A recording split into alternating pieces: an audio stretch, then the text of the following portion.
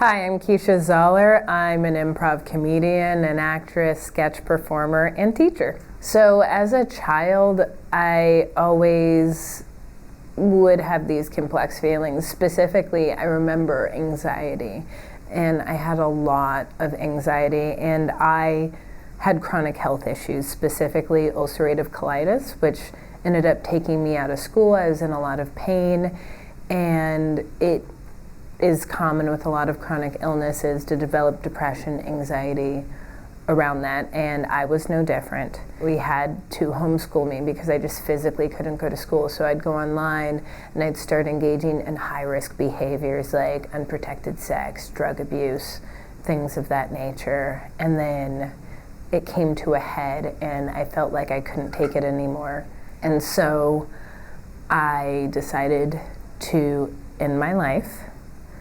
And I had made a plan, unfortunately, and it's something I'll never forget, no matter how many times I've spoken about it or talked about it.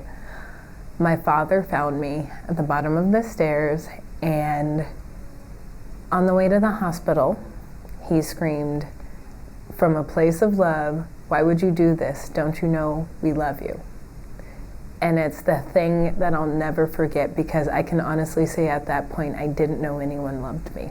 I realized I didn't know what that felt like, and I had gone down a deep dark hole, and I'm so lucky that I survived my attempt and I was able to get help. One of the things I realized, how therapy and all those things came to bring me to a happier, more connected place for me, was I was able to actually express how I felt. I hadn't been talking to my friends or my family about what was really going on because I felt like it was my shame. It felt so internal, and I didn't talk. And so what this did, it opened up boundaries between me and my parents, me and my brother, and it helped me to change the way I think about mental health and mental illness.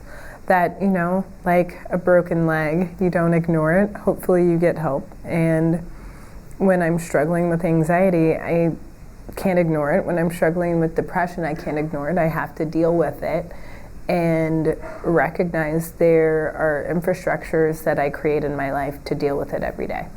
The thing I realized for me, the tools and tips I developed from therapy really were having a support system, making sure you have things you care about, and really start observing your own behavior to notice when you're slipping into patterns of behavior that you know aren't helpful and that can take you away from the things you want, and to have people around you who will speak honestly to you, not from a place of judgment, but from a place of like love, concern, and support.